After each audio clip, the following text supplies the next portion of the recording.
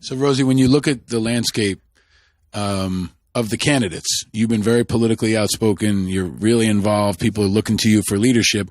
We've got another debate. We've got Super Tuesday coming up. The New York primary may matter, right? Coming soon here.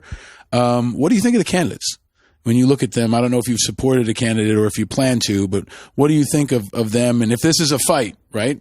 Somebody's going in the ring against Trump. You're an expert on evaluating fighters. Who do you think is the best fighter? Which fighter are you rooting for? And which fighter would you put in the ring against Trump?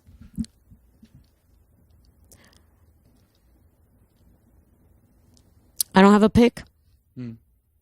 I do not have a pick. You know, and that troubles me.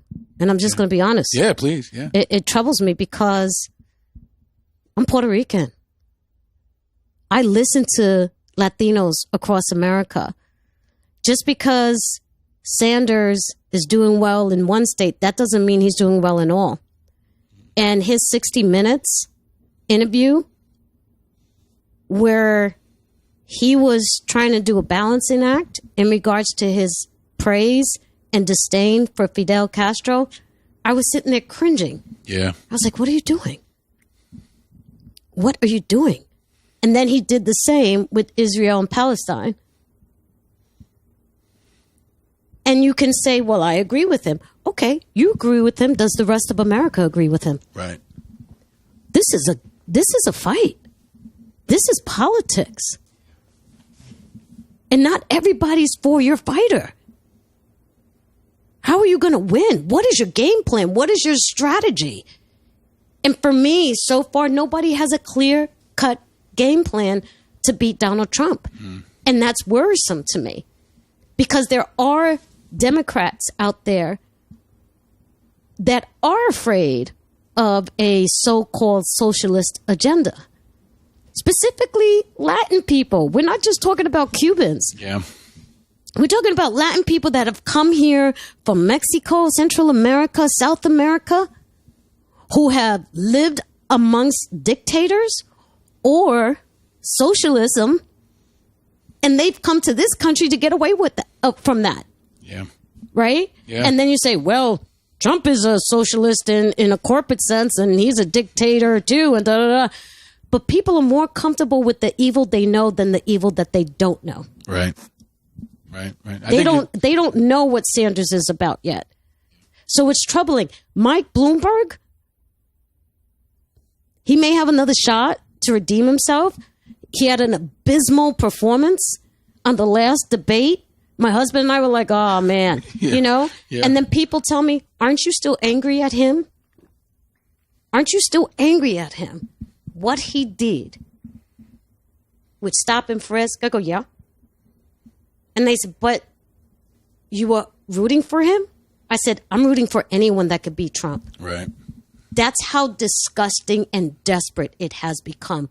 That's where this man has brought this country. We are willing to choose the lesser of two evils in order to get this man out of office. Yeah.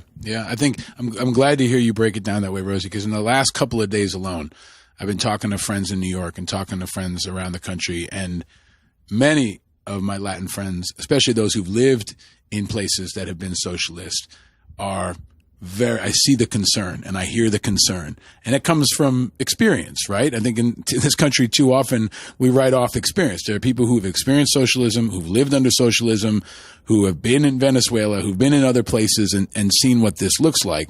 But I really also appreciate your practicality, right? Like if you're in the corner, you want to put a fighter in the ring who can win.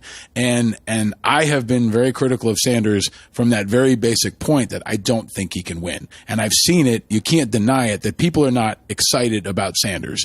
Like there are some people who are. The diehards are there. There are people who are always going to root for Andy Ruiz, right?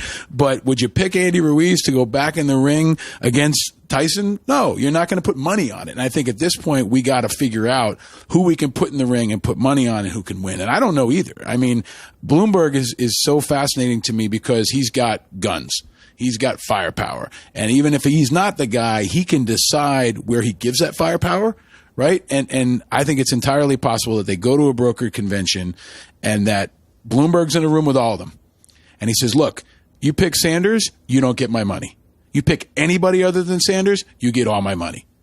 And that's how it could go down, right? He may not be the candidate, but he may be the X factor.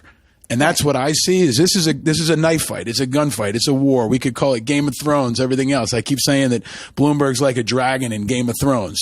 You may not love dragons, but do you want the other guy to have them? Hell no. Right. So I really appreciate you breaking it down that way.